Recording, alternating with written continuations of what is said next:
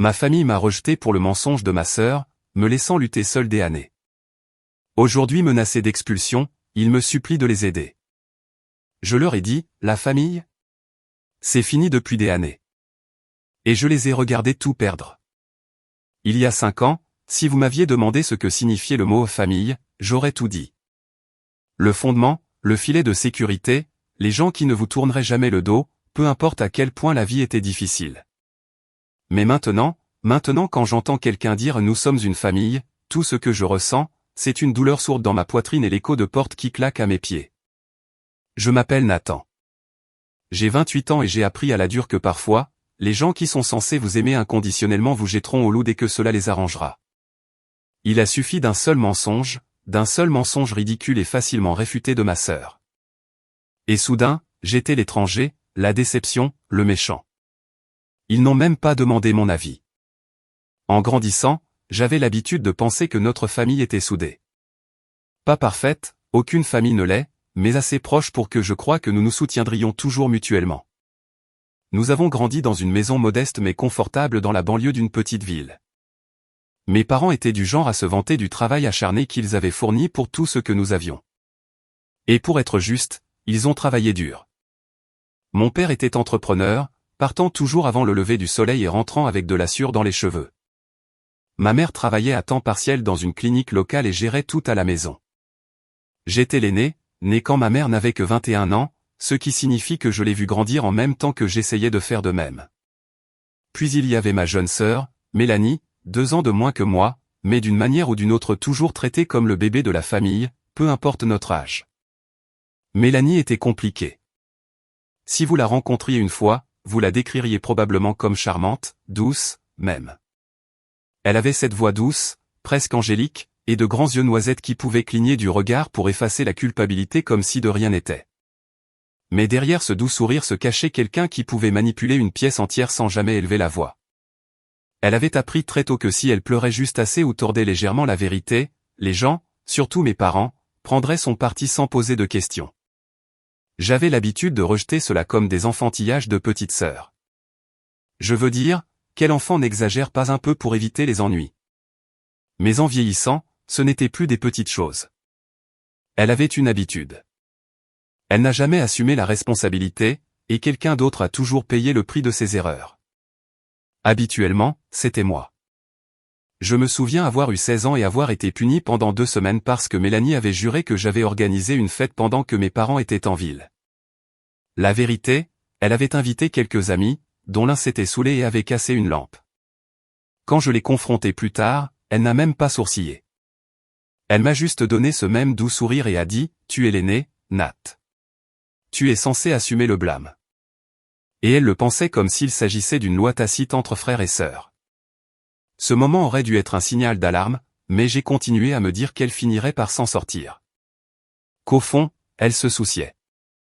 Qu'un jour, elle me soutiendrait comme je l'avais toujours soutenue. Spoiler, ce n'est pas arrivé. Au moment où j'étais à l'université, Mélanie avait pleinement maîtrisé son rôle de favorite de la famille. Elle est restée localement, est allée dans un collège communautaire voisin et a fait grand spectacle de venir dîner 2 fois par semaine. Mes parents ont adoré ça. Pendant ce temps, j'avais déménagé à 2 heures de route pour l'université, travaillant à temps partiel pour joindre les 2 bouts car mes parents avaient clairement indiqué qu'ils ne pouvaient soutenir financièrement qu'un enfant à la fois, et Mélanie avait encore besoin d'aide pour se débrouiller. Je ne lui en voulais pas alors. Pas vraiment. Je pensais que je me ferais ma propre voie, et ça me convenait. J'étais fier d'être indépendant. Je ne voulais pas être un fardeau, mais avec le temps, la distance entre nous s'est creusée, pas seulement physiquement, mais émotionnellement. Je rentrais chez moi pour les fêtes et je me sentais comme un invité. Ma chambre avait été transformée en débarras. Les conversations au dîner tournaient autour des cours de Mélanie, de son stage, de son nouveau petit ami charmant qui travaillait dans le secteur. J'étais une pensée secondaire. Parfois, j'intervenais avec une histoire de mon job sur le campus ou une conférence intéressante et je recevais des hochements de tête polis, peut-être un beau. C'est gentil, distrait de ma mère avant qu'elle ne ramène la conversation sur le moindre inconvénient que Mélanie rencontrait cette semaine-là. Je me disais de ne pas le prendre personnellement. Après tout, je n'étais pas souvent là. Peut-être que j'étais juste sorti du rythme avec eux. ça arrive, non? Puis vint le début de la fin. J'avais 23 ans, fraîchement diplômé, et je venais de décrocher un emploi à temps plein dans une petite start-up technologique. Ce n'était pas glamour, mais c'était le mien. J'ai emménagé dans un appartement exigu avec un robinet qui fuyait et un radiateur capricieux, mais j'ai adoré ça. Je me sentais enfin adulte. Cet hiver-là, j'ai décidé de rentrer chez moi pour Noël pour la première fois depuis quelques années, et j'ai apporté un cadeau pour tout le monde. Rien d'extraordinaire, juste de petites choses réfléchies pour lesquelles j'avais économisé. Mes parents ont semblé surpris de me voir, comme s'ils ne s'attendaient pas vraiment à ce que je vienne. Mélanie était là, rayonnante dans un nouveau pull de créateur. Son petit ami, Greg, je crois, pendait à ses lèvres. Le dîner était guindé, le genre de malaise où tout le monde fait semblant de s'amuser, mais jette des coups d'œil à l'horloge. J'ai mis ça sur le compte des habituels désagréments de l'âge adulte. Les familles changent, mais quelque chose chez Mélanie me semblait étrange. Elle était plus silencieuse que d'habitude. Elle me regardait, puis nos parents, puis retournait comme si elle attendait quelque chose. Une bombe à retardement, et je n'avais aucune idée que j'étais dessus. Le lendemain matin, ma mère a frappé à ma porte. Elle n'est pas entrée, ce qui était étrange. Elle faisait toujours irruption quand j'étais plus jeune, que j'ai été habillé ou non. J'ai ouvert la porte et je l'ai trouvée debout, raide, les bras croisés. Elle n'a pas dit bonjour, juste ceci. Nous devons parler. Je me suis assis dans le salon avec mes deux parents alors qu'ils me regardaient comme si j'étais un étranger. Mon père avait l'air furieux. Ma mère avait l'air blessée et je ne savais pas pourquoi. Puis Mélanie est entrée, les yeux rouges, la lèvre tremblante comme si elle venait de finir de pleurer. Elle s'est assise, a pris une profonde inspiration et leur a dit que je lui avais envoyé des messages inappropriés il y a 6 mois, que j'avais franchi les limites, qu'elle ne se sentait pas en sécurité, qu'elle n'avait pas voulu le dire parce qu'elle m'aimait en tant que frère. Mais que cela la rongeait de l'intérieur. Je ne me souviens pas de grand-chose de ce qui a été dit après. Je pense que j'ai ri d'abord, pensant que c'était une sorte de blague tordue, mais personne d'autre n'a ri. Le visage de ma mère s'est décomposé. Mon père s'est levé et a quitté la pièce et Mélanie m'a juste regardé avec cette expression vide. Pas de larmes, pas d'émotion, juste un masque. Je l'ai nié, bien sûr. J'ai demandé à voir les messages. Elle a prétendu les avoir supprimés parce qu'ils la mettaient mal à l'aise. J'ai supplié qu'ils écoutent, qu'ils réfléchissent. Pourquoi ferais-je jamais une chose pareille? Mais ils avaient déjà pris leur décision. Ma mère a dit qu'elle ne se sentait pas à l'aise avec moi sous le même toit. Mon père a dit que j'avais de la chance qu'il n'appelle pas la police. Mélanie est restée assise là, silencieuse, comme si son travail était terminé. J'ai fait ma valise et je suis parti ce matin-là. Personne ne m'a serré dans ses bras pour me dire au revoir. Personne n'a demandé si j'avais un endroit où aller. C'était comme si j'avais cessé d'exister. Juste comme ça. Les mois qui ont suivi ont été les plus solitaires de ma vie. Mes appels sont restés sans réponse. Mes emails ont été rejetés. J'ai contacté quelques parents éloignés, mais ils m'ont dit qu'il valait mieux ne pas s'impliquer. J'ai même essayé de contacter Mélanie une fois, juste un texto, pour lui demander pourquoi. Sa réponse. Tu as toujours tout ramené à toi. Maintenant, tu affrontes enfin les conséquences. Je me suis assis sur mon matelas par terre dans cet appartement glacé et j'ai regardé ce message pendant des heures. Je n'avais aucune idée de comment même traiter une telle trahison. Mais ce n'était que le début car ce que je ne savais pas, ce que je n'aurais pas pu savoir, c'est que Mélanie ne mentait pas. Elle cachait quelque chose. Et finalement, ce secret lui coûterait tout. Mais au moment où elle est revenue en rampant, il était bien trop tard. Les premiers mois après mon départ de chez moi ont été comme vivre dans un mauvais rêve dont je ne pouvais pas me réveiller. Je n'arrêtais pas de penser que quelqu'un finirait par revenir. Peut-être que ma mère appellerait en pleurant, disant qu'ils avaient fait une erreur. Peut-être que mon père m'enverrait un de ces rares textos maladroits. Nous devons parler. Même Mélanie, une partie de moi espérait qu'elle finirait par avouer. Mais le silence était absolu. Pas un mot, pas un texto, même pas un message d'anniversaire. Ils m'avaient coupé comme un cancer qu'ils étaient heureux d'avoir retiré. J'ai passé le premier hiver seul dans cet appartement délabré, mangeant des ramen à Noël en regardant le curseur clignotant d'un brouillon de mail que je n'ai jamais envoyé. J'étais en colère, mais surtout confus. Le mensonge de Mélanie n'était pas sorti de nulle part. C'était nucléaire. Il n'y avait aucun avertissement, aucune montée en puissance. Un jour, j'arrivais avec des cadeaux, essayant de renouer avec ma famille. Le lendemain, on me traitait comme un prédateur. Et le pire, c'est que personne n'a même essayé de le vérifier. Ils l'ont juste cru. Aucune preuve, aucun contexte, juste une confiance aveuglant leur enfant d'or. J'ai essayé de me distraire avec le travail.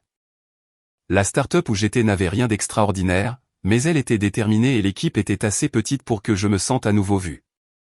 Je m'y suis jeté corps et âme. Longues heures, petits boulots indépendants le week-end, n'importe quoi pour occuper mon cerveau. Lentement, j'ai construit une vie. Ce n'était pas facile. Il y avait des jours où je devais choisir entre les courses et le loyer, mais j'ai réussi à atteindre la stabilité, puis quelque chose qui ressemblait presque au succès.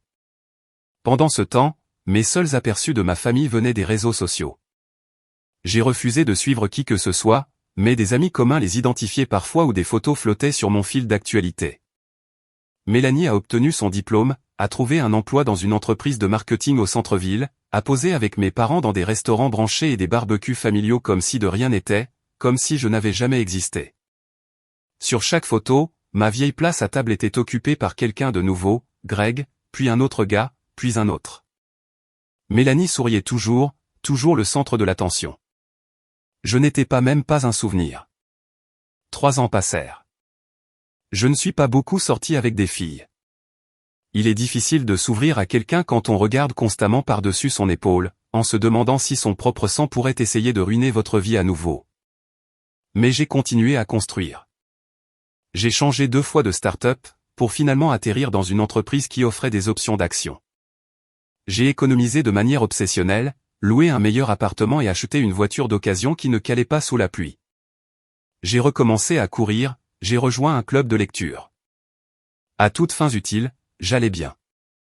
J'avais fait la paix avec le silence, la plupart du temps, jusqu'à cet email. Il était court. Pas de sujet, juste 5 mots. Viens-tu chez grand-mère? J'ai regardé l'écran comme s'il était écrit dans une langue étrangère. L'expéditeur était Mélanie. Après tout ce temps, après des années à être traité comme un monstre, elle m'a contacté avec ça.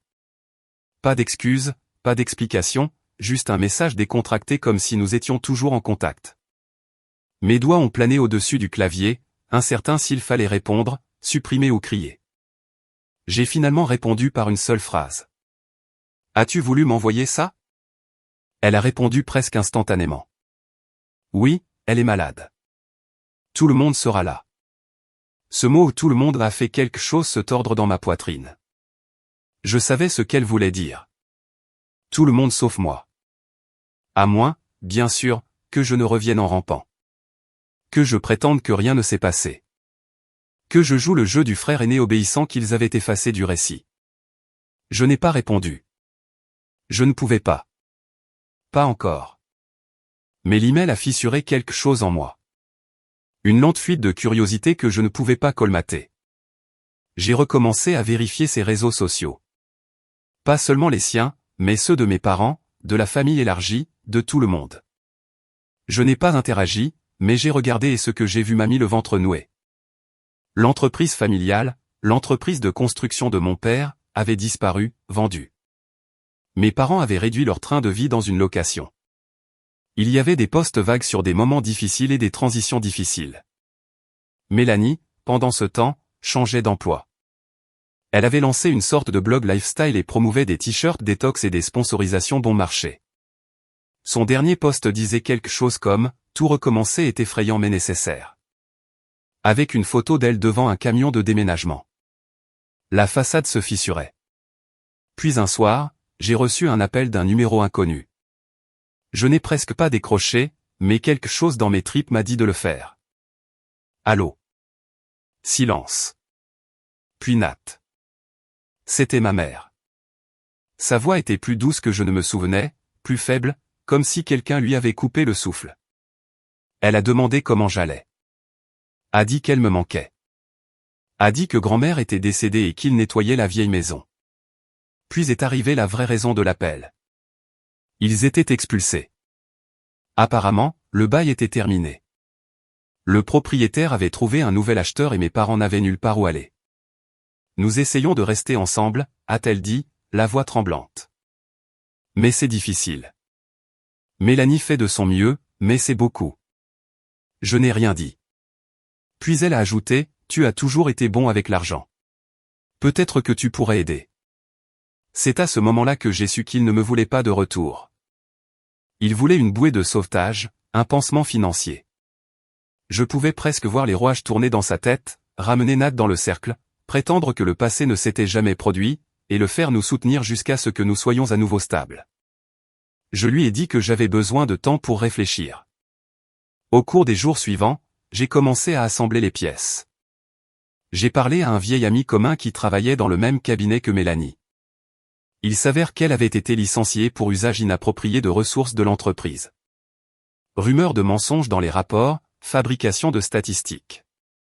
Rien jamais confirmé, mais assez pour ternir sa réputation. Un autre contact a mentionné Greg, le premier petit ami qu'elle a amené, s'était séparé après une énorme dispute où elle l'avait accusé de saboter son image. Des schémas. Tous les mêmes schémas que j'avais vus en grandissant. Seulement maintenant, les conséquences la rattrapaient. Et puis un après-midi, j'ai reçu un autre message de Mélanie. Cette fois, ce n'était pas juste 5 mots. C'était un roman. Elle écrivait sur la difficulté de la vie dernièrement, combien elle s'était toujours sentie incomprise, comment la pression d'être la fille parfaite l'avait poussée à faire des choses désespérées. Elle n'a pas mentionné le mensonge directement, mais elle a tourné autour du pot. L'a appelé une erreur de perception, un moment de panique, quelque chose qu'elle ne comprenait pas totalement à l'époque. Elle a même écrit qu'elle aurait souhaité que les choses se soient passées différemment. Et puis, tout à la fin, maman et papa ont besoin de toi. J'ai besoin de toi. S'il te plaît, ne laisse pas ce qui s'est passé il y a des années nous séparer. Nous sommes une famille. J'ai regardé cette ligne pendant très, très longtemps. Nous sommes une famille. La même famille qui m'a coupé sans hésitation. Qui ne m'a même pas accordé la courtoisie de demander mon point de vue. La même famille qui m'a fait douter de ma propre valeur pendant des années. Je n'ai pas répondu, mais quelque chose avait changé en moi. Cette douleur amère que je portais depuis des années se transformait en quelque chose de plus froid. Plus vif, une prise de conscience que je n'avais peut-être plus apporté leur désordre. Peut-être que je ne leur devais pas le pardon qu'ils n'avaient même jamais demandé correctement. C'est alors que j'ai décidé d'aller les voir. Pas pour renouer, pas pour aider, mais pour voir de mes propres yeux ce qui se passe lorsque la toile de mensonge s'effondre enfin. Et je n'y allais pas seul parce que ce que Mélanie ne savait pas, c'est que j'avais des preuves. Des preuves physiques réelles et horodatées du mensonge qu'elle avait raconté. Et j'étais sur le point de tout mettre sur la table. Je n'ai pas dormi la nuit après avoir reçu le message de Mélanie. Ce n'était pas la colère qui me tenait éveillé. Plus maintenant. C'était la clarté.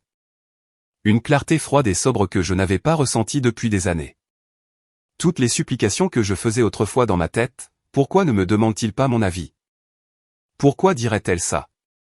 Comment pourrait-il la croire? C'était enfin tu. Je n'étais pas en colère. Je n'étais pas confus. Je les voyais juste pour ce qu'ils étaient. Une famille qui ne m'aimait pas assez pour me donner le bénéfice du doute.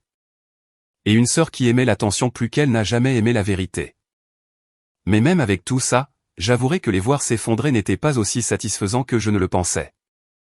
Du moins, pas encore.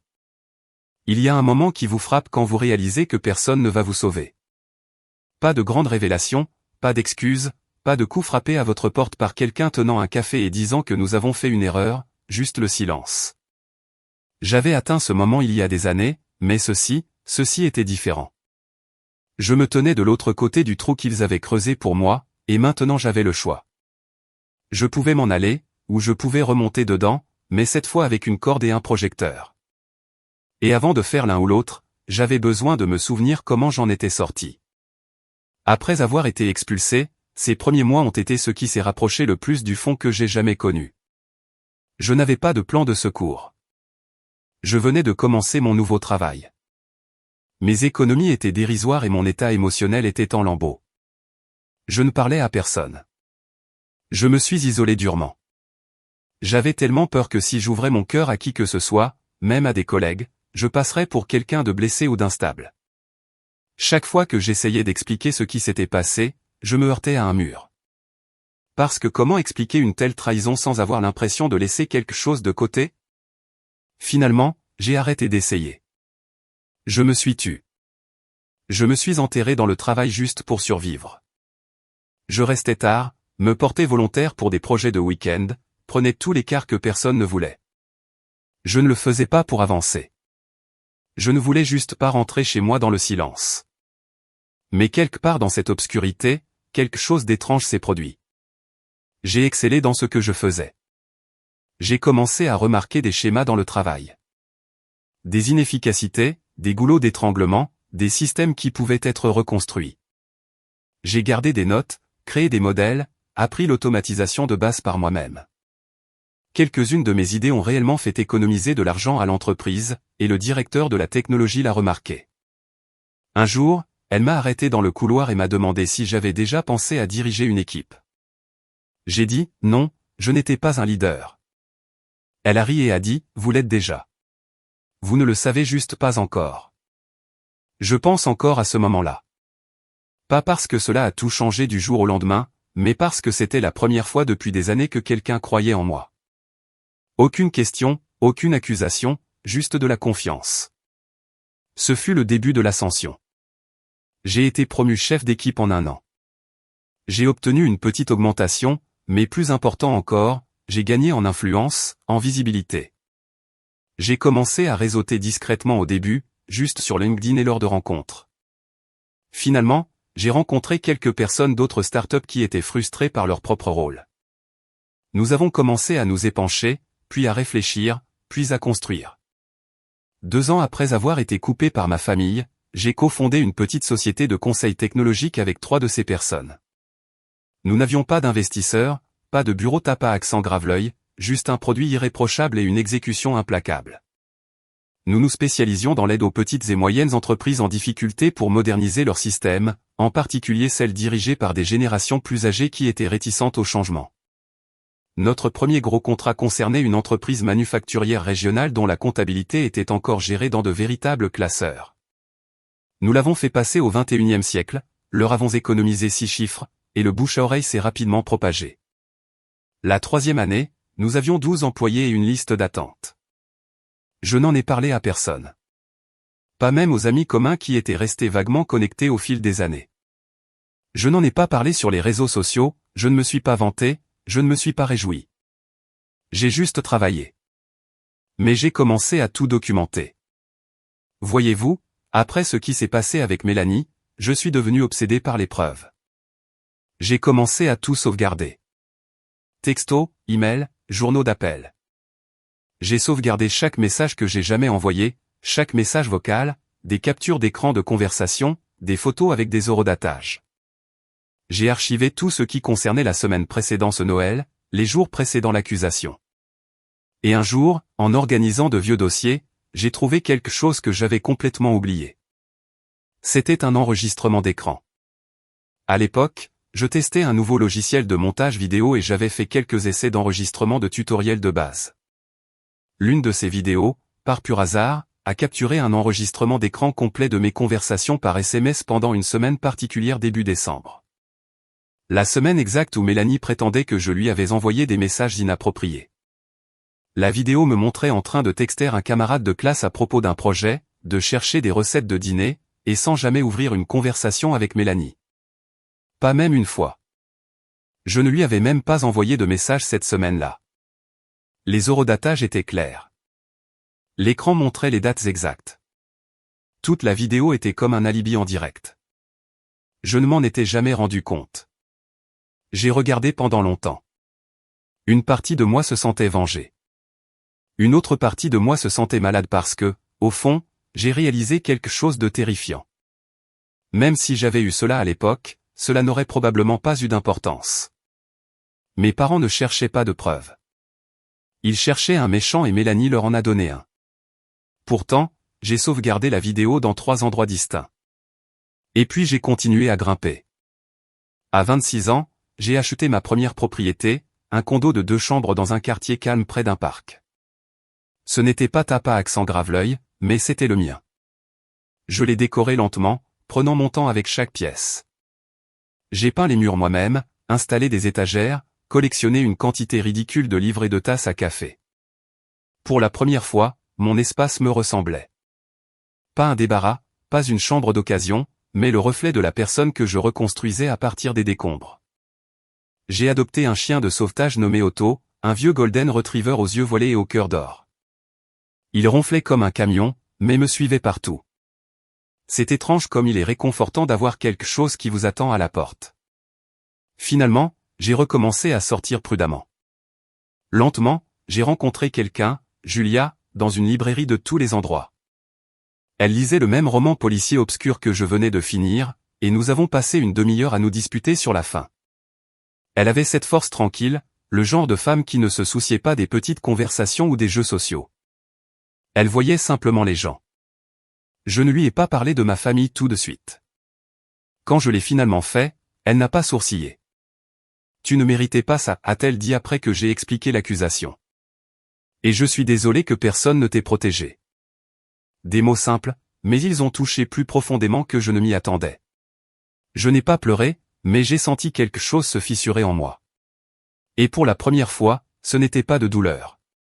C'était du soulagement. Comme si je pouvais enfin lâcher le poids que je traînais derrière moi depuis des années. Elle m'a aidé à croire à nouveau en l'amour, en les gens. Et pendant un certain temps, j'ai pensé que ce serait la fin de l'histoire. Que j'avais tourné la page. Que je pouvais vivre une vie pleine sans jamais regarder en arrière. Jusqu'à ce que je reçoive l'appel d'expulsion. Jusqu'à ce que la voix de ma mère revienne, tremblante, suppliante, jusqu'à ce que les excuses de Mélanie arrivent, mal cuites, égoïstes, et parsemées de suffisamment de culpabilité pour qu'elle se sente comme la héroïne de son propre récit. Et soudain, tout ce ressentiment enfoui est revenu en cascade. Pas parce que je n'avais pas guéri, mais parce que guérir ne signifie pas oublier. Cela signifie se souvenir et savoir quoi faire lorsque le passé revient frapper à la porte. Et le passé ne faisait pas que frapper. Il mendiait. C'est alors que j'ai pris ma décision. Je ne l'ignorerai pas. Je ne bloquerai pas leur numéro et je ne les laisserai pas disparaître à nouveau. J'allais y faire face. Les affronter. Mais cette fois, c'était moi qui allais écrire le scénario. Et cela a commencé par une visite. Un samedi matin tranquille, je suis retourné dans le quartier que j'avais juré de ne plus jamais revoir. Les rues semblaient plus petites, les arbres plus vieux. La location de mes parents était facile à repérer. C'était celle avec la poubelle débordante et la lumière de Porsche cassée. Je me suis garé à un pâté de maison et je me suis assis dans la voiture pendant quelques minutes à regarder. Puis je me suis approché et j'ai frappé. Ma mère a répondu. Elle avait l'air fatiguée, plus petite que je ne me souvenais. Son visage a vacillé d'une émotion. Soulagement? Culpabilité? Je ne pouvais pas dire. Elle a appelé mon père, qui s'est traîné dans l'encadrement de la porte derrière elle. Et puis, derrière eux deux, Mélanie est apparue. Toujours habillée comme une influenceuse, mais le sourire avait disparu. Elle avait l'air pâle, épuisée. Je n'ai pas dit bonjour. Je ne les ai pas serrés dans mes bras. J'ai juste dit, vous vouliez parler? Ils m'ont laissé entrer. Nous nous sommes assis autour de la table de la cuisine, la même table où je prenais mon petit déjeuner avant l'école. La conversation a commencé poliment, tendue. Puis le coup de grâce est arrivé. Ils avaient besoin d'aide financière. Le propriétaire avait déjà déposé les papiers. Mélanie avait perdu son dernier emploi. Ils avaient épuisé leurs économies. Mon père s'était blessé au dos et ne pouvait plus faire de travaux. Les heures de ma mère à la clinique avaient été réduites. Il se noyait et il pensait que j'étais le radeau de sauvetage depuis le début.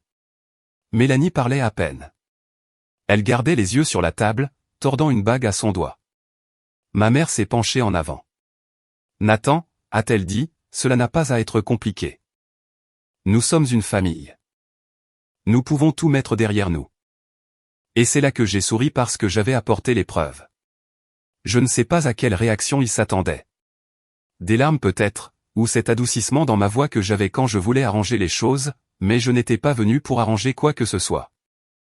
J'étais venu avec chaque brique de silence qu'il m'avait donnée au fil des ans, et j'étais prêt à construire un mur avec elle, un mur qu'elle ne pourrait plus jamais escalader. Nous sommes restés assis dans la cuisine pendant quelques minutes après que ma mère ait dit « Nous sommes une famille » et que cette phrase soit restée en suspens, sans réponse. Mon père s'est raclé la gorge et s'est déplacé sur sa chaise. Mélanie regardait ses ongles. Je pouvais presque entendre ses pensées se précipiter pour jouer la prochaine carte émotionnelle. Mais je n'étais plus le même jeune homme désespéré de 23 ans qu'ils avaient jeté dehors avec un sac de voyage et sans moyen de transport. J'avais 28 ans maintenant. J'avais une maison, une entreprise, et l'épreuve. Vous avez dit que nous devrions tout mettre derrière nous, ai-je dit lentement. Cela inclut-il ce que Mélanie a dit à mon sujet? Silence. Comme je m'y attendais. Les yeux de ma mère ont jeté un coup d'œil à Mélanie. Mon père a baissé les yeux sur ses mains. Personne n'est fier de la façon dont cela s'est terminé, a dit ma mère finalement. C'était une période confuse. Confus comme accuser quelqu'un d'être un prédateur est juste une petite erreur. Et pourtant, d'une manière ou d'une autre, ai-je dit, en me renversant sur ma chaise. Personne n'a pensé à me poser une seule question. Personne n'a pensé à appeler, à envoyer un texto, ou même à me confronter directement. Vous m'avez tous jeté comme des ordures.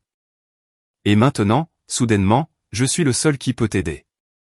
Mélanie a finalement parlé. Je ne pensais pas qu'ils iraient aussi loin, a-t-elle murmuré. Je me suis tourné lentement vers elle. Tu ne pensais pas qu'ils iraient aussi loin? Ou tu ne pensais pas que je partirais et que je ne reviendrais jamais? Elle n'a pas répondu. J'ai laissé le silence s'installer. Je voulais qu'ils le ressentent. Le ressentent vraiment. Le poids de ce qu'ils avaient fait, les années qu'ils m'avaient volées. L'estime de soi que j'ai dû reconstruire à partir de zéro à cause d'un seul mensonge stupide et égoïste. J'ai passé 5 ans à penser à ce moment, ai-je dit. À ce que je dirais si vous reveniez un jour. J'ai pensé à crier, à partir, à vous poursuivre tous en justice jusqu'à la ruine. Mais maintenant que je suis là, j'ai souri. Je pense que je préférerais vous montrer ce que j'ai construit sans vous. Puis je me suis levé. Attends, Nat, s'il te plaît, a dit ma mère, la voix montant. Nous n'avons pas le temps. L'avis d'expulsion. Vous auriez dû y penser avant de rendre votre fils sans abri, ai-je dit. J'espère que les accords d'influence de Mélanie pourront payer le premier et le dernier mois de loyer. Je suis sorti avant qu'il ne puisse dire un mot de plus. Mais je n'avais pas fini. Pas du tout. La chose à propos de la vengeance, c'est qu'elle ne fonctionne que si vous avez fait le travail. Sinon, c'est juste une petite chose, une méchanceté superficielle pour le plaisir. Je ne voulais pas juste les blesser. Je voulais qu'ils voient exactement ce qu'ils avaient perdu. Et je voulais qu'ils ressentent l'humiliation que j'avais vécue en silence pendant des années. Alors, j'ai commencé à planifier. D'abord, j'ai appelé mon avocate. Elle s'appelle Rena. Mi-trentaine, aussi tranchante qu'un scalpel, et la femme la plus terrifiante et discrète que j'ai jamais rencontrée.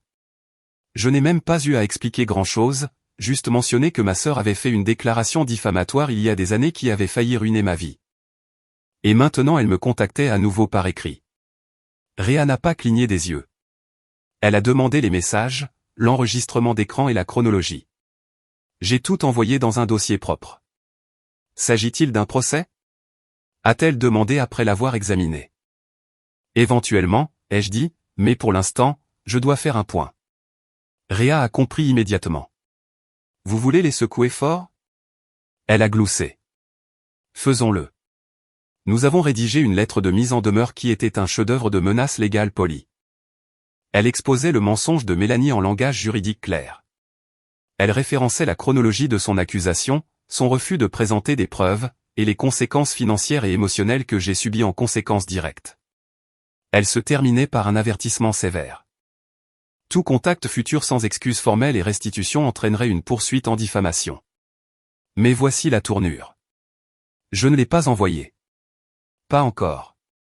Je voulais l'avoir dans ma poche, une arme chargée, la sécurité désactivée. L'étape suivante, la perception publique. Je n'allais pas sortir l'artillerie lourde et les traîner sur les réseaux sociaux, mais je voulais contrôler le récit discrètement, chirurgicalement. Alors, j'ai contacté quelques anciens amis communs qui m'avaient ghosté après l'accusation. La plupart d'entre eux suivaient toujours Mélanie, étaient toujours vaguement connectés à la famille, même s'ils avaient avancé dans leur vie. Je leur ai posé une simple question.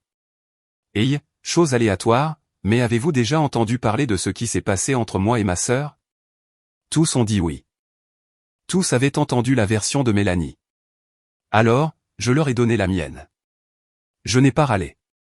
Je n'ai pas mendié de la sympathie. Je leur ai juste dit la vérité. Je leur ai montré l'enregistrement vidéo avec l'horodatage. J'ai transféré les emails de Mélanie, celui où elle admettait presque que c'était un malentendu. Je leur ai parlé des années que j'avais passées à me reconstruire seul après que mes parents l'aient choisi plutôt que moi sans une seconde réflexion.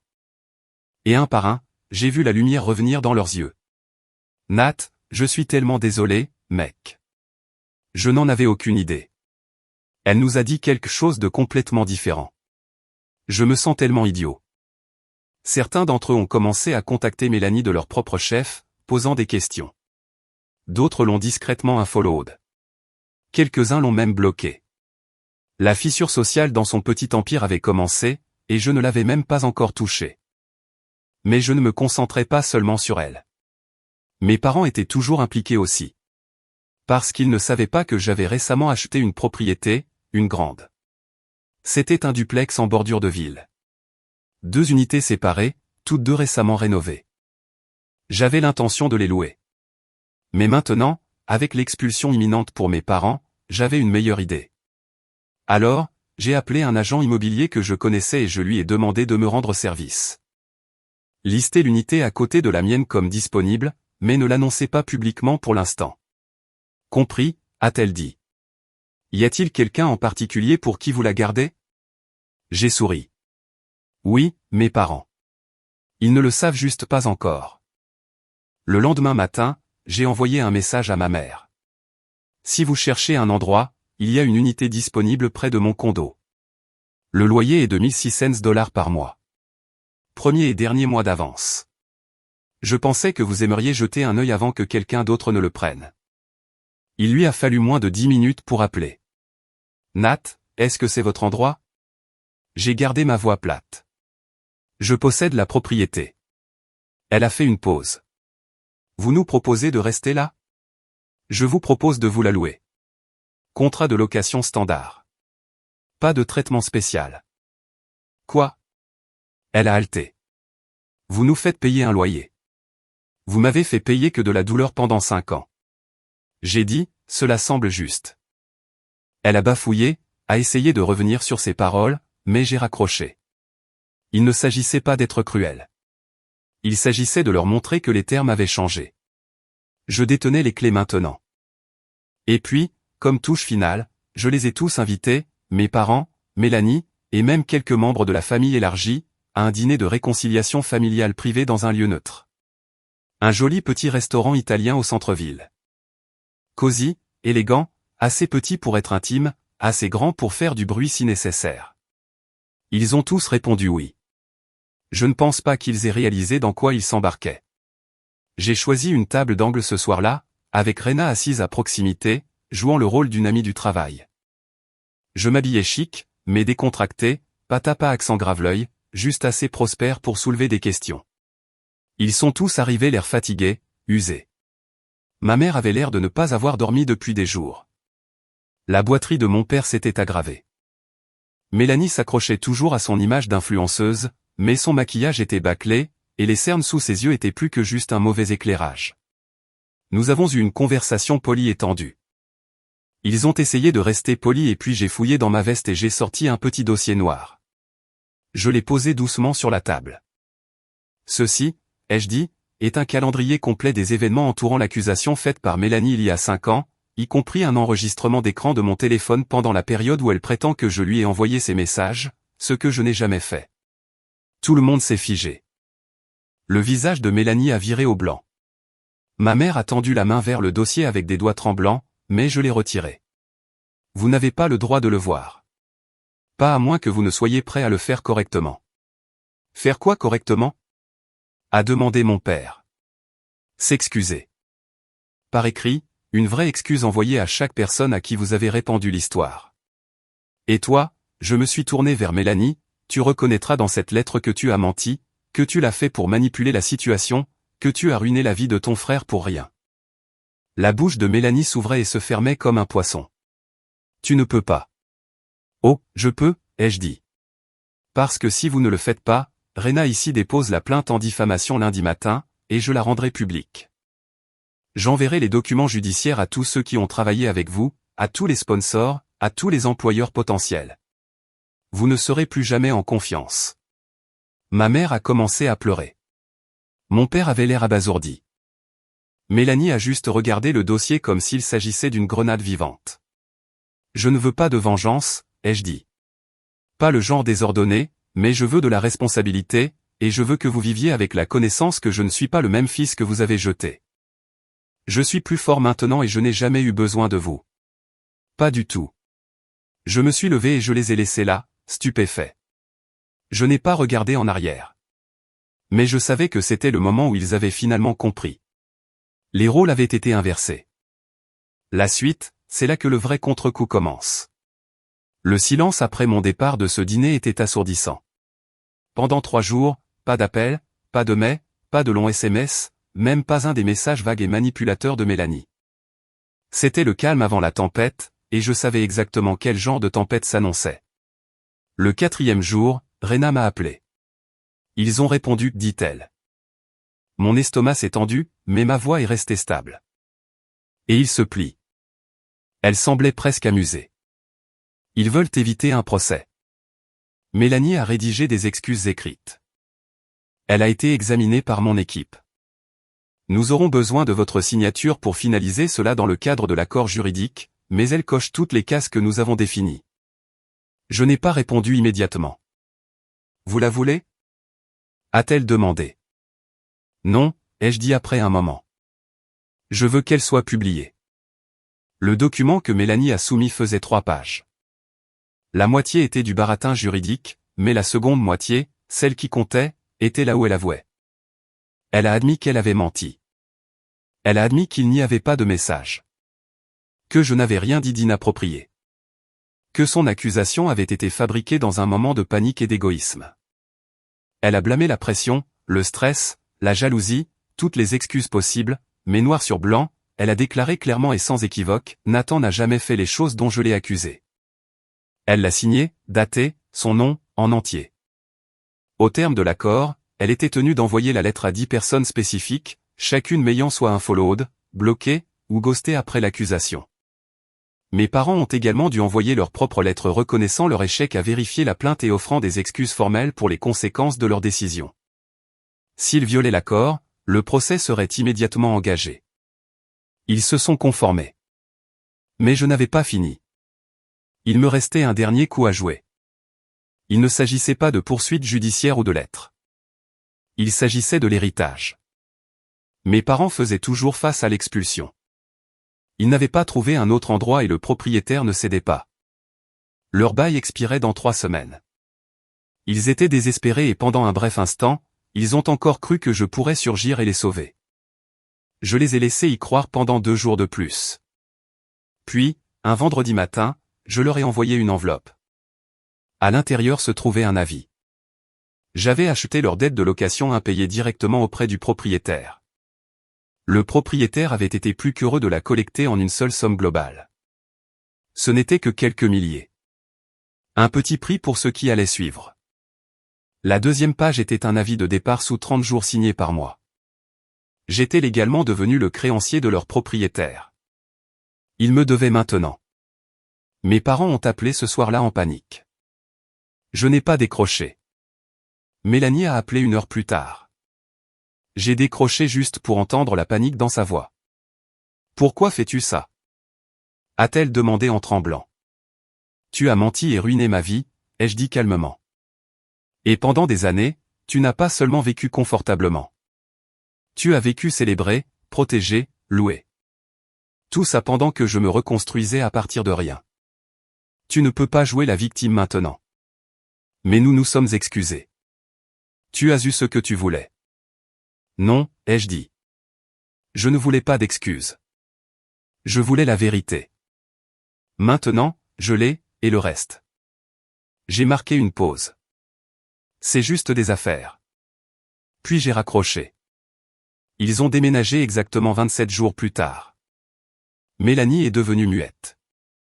Mes parents ont essayé de me joindre 2 fois de plus, mais je les ai ignorés. Le duplex a été listé à nouveau le mois suivant, mais j'ai fait en sorte que le loyer soit juste légèrement plus élevé qu'ils ne pourraient jamais se le permettre. Et avant que quelqu'un ne demande, non, je ne les ai pas expulsés juste pour les jeter dans la rue. J'ai pris des dispositions pour que quelques agences les contactent avec des pistes de logement abordables. Je n'essayais pas de détruire leur vie. Je voulais juste que le chapitre se referme avec moi tenant le stylo. Dans les mois qui ont suivi, quelque chose d'inattendu s'est produit. La lettre d'excuse a circulé. Au début, j'ai pensé que les gens la liraient et passeraient à autre chose. Mais elle a pris de l'ampleur. Les gens ont commencé à me contacter. D'anciens camarades de classe, d'anciens collègues, même quelques ex-amis de Mélanie qui voulaient se racheter.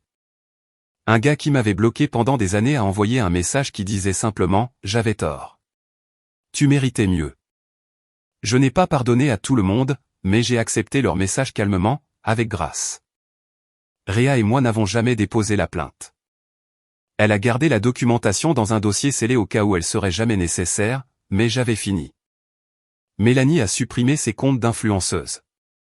La dernière fois que j'ai vérifié, elle avait pris un emploi de service client à temps partiel. Mes parents ont réduit leur train de vie à nouveau quelque part dans une partie moins chère de la ville. Je n'ai pas fait de suivi. Je n'en avais pas besoin. Ma vie ne tournait plus autour d'eux. Julia et moi avons finalement emménagé ensemble dans une nouvelle maison. Rien de tapas accent Graveleuil, mais chaleureuse et pleine de lumière. Otto a eu son propre panier dans le salon et un nombre ridicule de jouets. Mon entreprise a continué de croître.